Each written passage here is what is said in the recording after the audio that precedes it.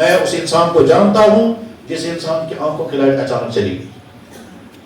میں بے بس آیا، جوان ہے، تقریباً 30 سال کی عمر ہے، آنکھوں کی لائٹ چلی گئی اور ڈاکٹر نے کہا تمہاری لائٹ کبھی واپس نہیں آئے گی.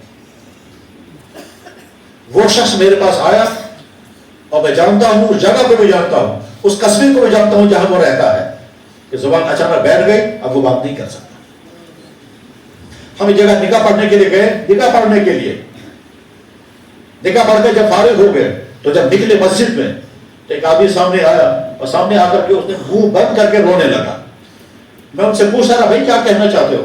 وہ منہ بند ہے اور آنکھوں سے آنسو گر رہے ہیں. تو دوسرا آدمی ساتھ تھا، اس نے کہا جناب یہ بات نہیں کر سکے گا، آپ بات سن لیں. میں نے کہا فرمائیے. کہنے لگے اس آدمی کی زبان پر کینسر ہو گیا اور ڈاکٹروں نے کوئی حل نہیں نکالا سوائے کہ زبان کاٹ، اب یہ بات نہیں کر سکتا. اب یہ رو کر کے کہہ رہا ہے میرے لیے دعا کرو. وجہ بعد میں پتا چلا اس نے ایک ایسا گناہ کیا اس زبان سے جس زبان کے نتیجے میں اللہ نے اس کو سزا دی. اسی زبان پہ کینسر ہو گیا اور آخر ڈاکٹر نے زبان کاٹ دی. ہم میں سے کب کیا کیا کس نے کیا ہوگا اللہ نے پکڑ نہیں،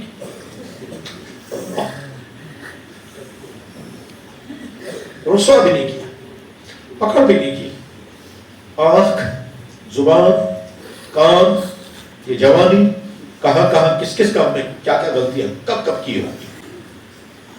ٹھیک ہے کسی کو پتا نہیں، پردہ بھی ہے، اللہ کے علم میں بھی ہے، ہم کو بھی کچھ یاد ہے.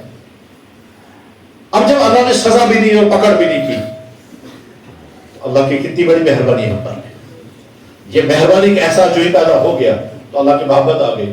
اب اللہ فرما رہے ہیں میرے بندے میں نے تیری پکڑ نہیں کی، شکر پڑھو، اب آئندہ یہ غلطی نہیں کرنا. تو ارادہ کیا گیا اللہ اب یہ غلطی نہیں کریں گے. اس سے پہلے غلطی ہو گئی ہے، آپ نے اس پر پکڑ نہیں فرمائی، ہم آپ کے شکر گزار ہیں، رسوا بھی نہیں کیا، آئندہ یہ غلطی نہیں کروں گا. یہی جب یہ انسان دعوت کے ماحول میں بیٹھ کر سنتا ہے، بولتا ہے، صبح بیان ہو رہا ہے، شام بیان ہو رہا ہے، ملاقاتوں میں غرض یہ کہ 40 دن یہی ایمان بولا گیا، سنا گیا، اس ایمان کے اندر طاقت پیدا ہو گئی، اس کے بعد انسان اس کے بعد یہ ایمان جو ہے وہ گناہ.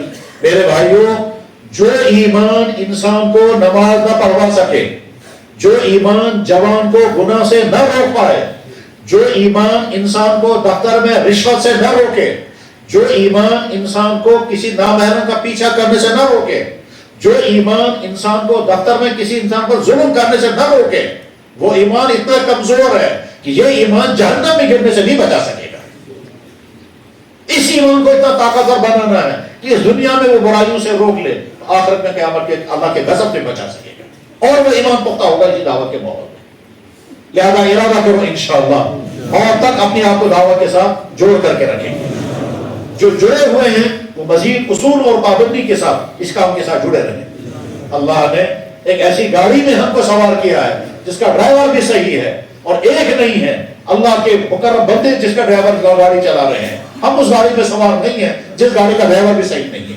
ہم اس گاڑی میں سوار جس گاڑی میں حق ہی حق ہے، جس گاڑی کی منزل ہدایت والی منزل ہے، جس میں کوئی ڈاؤٹ نہیں، کوئی شک نہیں. شکر پڑے یا اللہ آپ نے اس حق کام کے ساتھ ہم کو جوڑا ہے جس کے نتیجے انسان کو ہدایت ملتی ہے. اور یہ ہدایت کا تجربہ تقریباً 100 سال کی تاریخ گزر گئی پورے عالم میں دعوت و تبلیغ میں. مجھے یاد ہے ہم ایک دفعہ مدینہ منورہ میں تھے، وہاں عالمی سطح پر کام کرنے والا ایک بزرگ چائنا سے دعوت کا کام کر کے واپس آئے تھے اور جب انہیں کارگزاری سنائی تو کہنے لگے ہم نے ایک ایسے شہر میں کام کیا جہاں 8,000 مسلمان تھے اور وہ 8 کے 8,000 مرتد ہو گئے تھے. پھر ہم کو وہاں بھیجا گیا، ہم نے ہوٹلوں میں بیٹھ کر کے کام کیا اور جس آدمی نے ان کو مرتد بنایا تھا پہلے اس پر محنت کی، ہفتوں اس پر محنت کرنے کے بعد اللہ نے اس کو ہدایت عطا فرمائی اور اس کے ذریعے سے وہ جو 8,000 مرتد ہو گئے تھے ان کو جمع کیا اور وہ سارے ایمان میں واپس آ گئے. یہ ساری رودات سنانے کے بعد پھر مدینہ شریف میں چند کشمیریوں کو کہتا جاؤ روزے مبارک پر سلام عرض کرو اور سلام عرض کر کے کہو حضرت اگر یہ دعوت کا کام حق ہے تو ہم کو جڑنے کی توفیق ملنی چاہیے.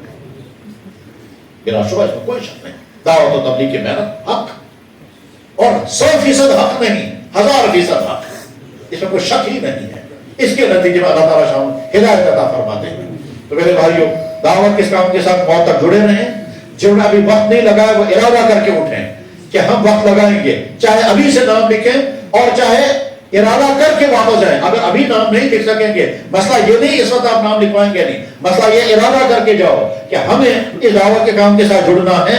اس کے نتیجے میں ہمارا ایمان پختہ ہوگا، اس کے ذریعے سے ہماری زندگی میں ہدایت آئے گی، اس کے ذریعے سے ہم دوسروں کی ہدایت کا ذریعہ بنیں گے، اور اس کے علاوہ دوسرا کوئی راستہ نہیں ہے.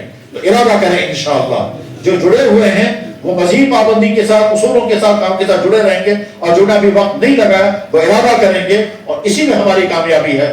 بس میرے بھائیوں، دعوت کے سلسلے میں جو منتشر باتیں عرض کرنے کا ارادہ تھا، تقریباً وہ ساری باتیں آ گئی، اور اصل چیز ہے اپنے آپ کو کام پر کھڑا کرنا.